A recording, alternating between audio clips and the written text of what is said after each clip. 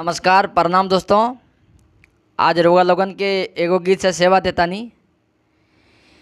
कि काचे काचे केसिया रे डोमिनी काचे ता होयूं मेरिया कि काचे बासे बुनली रे डोमिनी कि काचे बासे बिनली रे डोमिनी सुपली हो उनिया काचे बासे बुनली रे डोमिनी सुपली हो उनिया।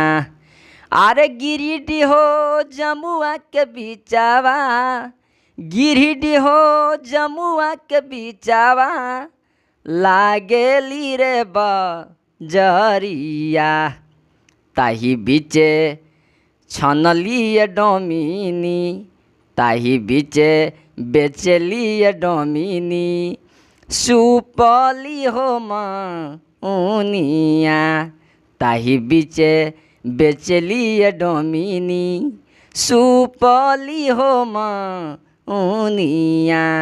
अरे घोड़ा चढ़ल हो आवे राजा जी के कुमारावा कि सुपावा के दमावा ये डोमिनी सुपावा के दमावा ये डोमिनी हम के हो तईबू सुपावा के दमावा ये डोमिनी हम के हो तईबू सुपावा के दमावा ये राजा जी सुपावा के दमावा ये राजा जी लाख तहोरू पैया हम के ले जैतय राजा जी हम के ले जैतय राजा जी।